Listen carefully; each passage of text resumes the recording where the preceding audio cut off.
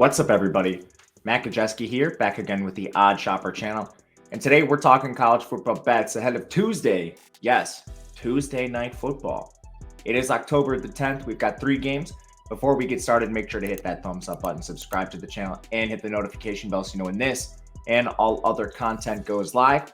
We are also brought to you by Bet365. And for those of you in these 6 states, Kentucky, Ohio, New Jersey, Virginia, Iowa, and Colorado, you can bet $5 and instantly get $150 in the form of bonus bets. This is for new users making a deposit of at least $10.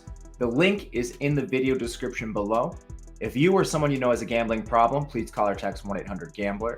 Must be 21 to play and 18 if you were in Kentucky. Those of you lucky enough to be down there. All right. Awesome slate. You know me, I love my Sunbelt action, but we also have some Conference USA. We kick things off with Louisiana Tech and Middle Tennessee State. Right now, spread is 3 points in favor of Middle Tennessee. The over in the game is 55 points.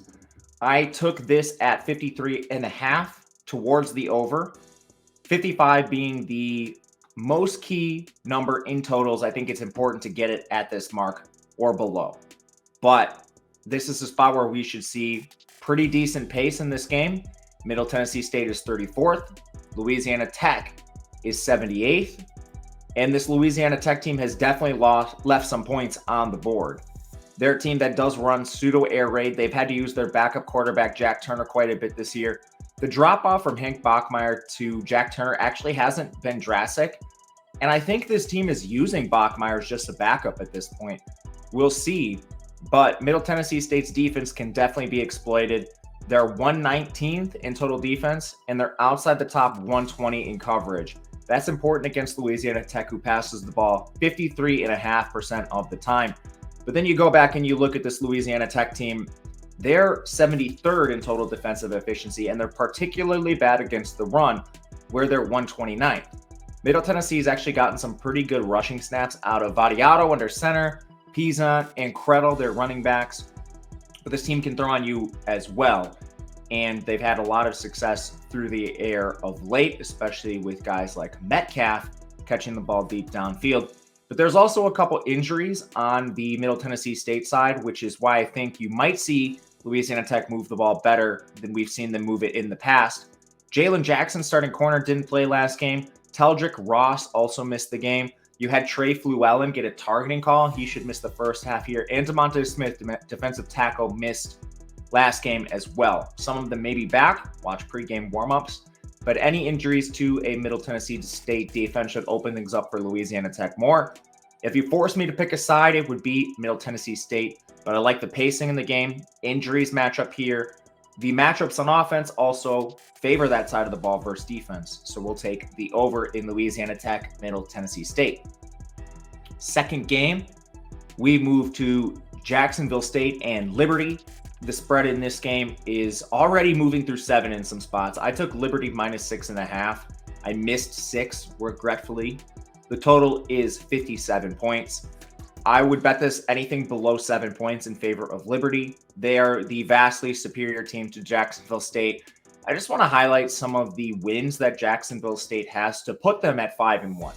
They beat UTEP in a game where they averaged 4.3 yards per play. UTEP was at 5.1. A lot of you watched that game. It was in week 0. It was the worst coaching performance I've ever seen from a coach. That was on the UTEP side. Jacksonville State, Coastal Carolina. They lose that game. Their one loss. Yards per play favor Coastal. Middle Tennessee, Jacksonville State. The game last week. Holy smokes, Middle Tennessee State did everything they could to lose the game.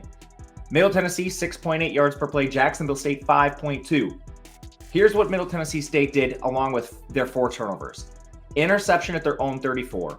Interception at the Jacksonville State 19. Turnover on downs at the Jacksonville State 14. They fumbled, which was returned for a touchdown.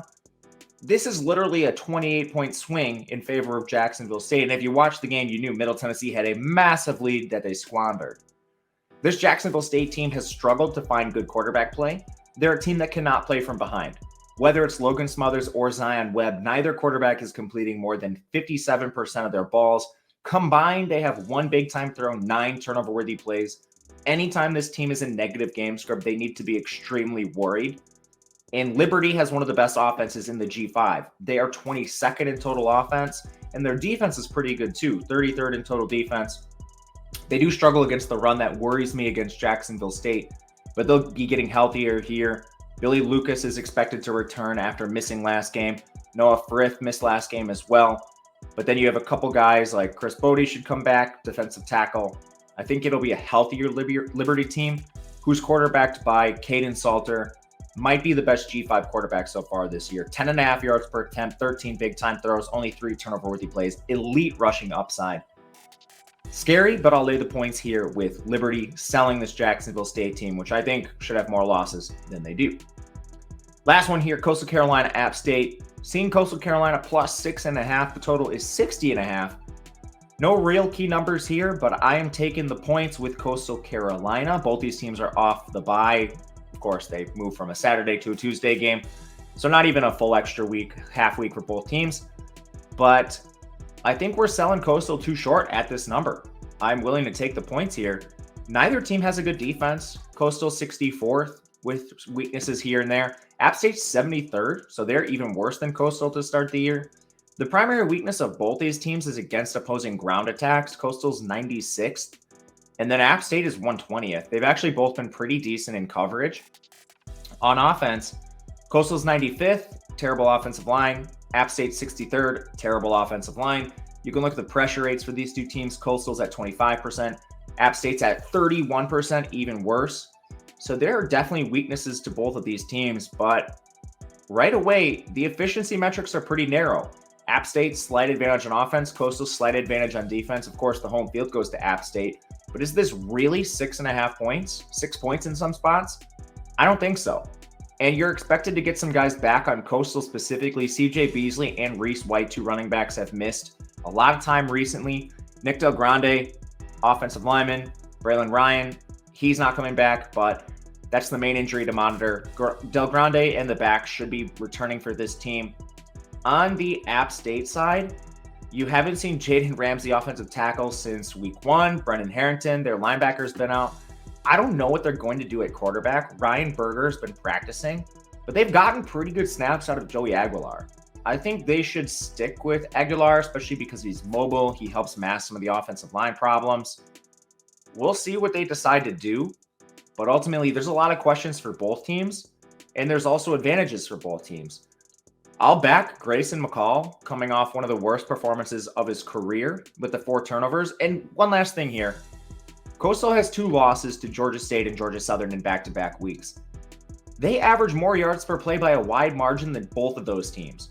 Georgia State 5.3, Coastal 6. Georgia Southern 5.5, Coastal 6.7. There's a world where Coastal could be 4-1 right now and their only loss to UCLA, going against an App State team who had the same yards per play as Louisiana Monroe, was outgained yards per play to Wyoming, played close to East Carolina. Almost glossed over this. There's a lot working in Coastal's favor. We'll back the Chants. I think anything 6.5, 5.5, you'll take any of that. That'll do it for us today. Thank you guys for watching. Let me know in the comment section what you think of these, if you're with me, against me. If you have questions, reach out to me on Twitter at Matt_Gajewski. Otherwise, we'll be back again tomorrow, breaking down the Wednesday games, as well as hitting up the games every single day this week. Good luck, everyone. We'll see you then.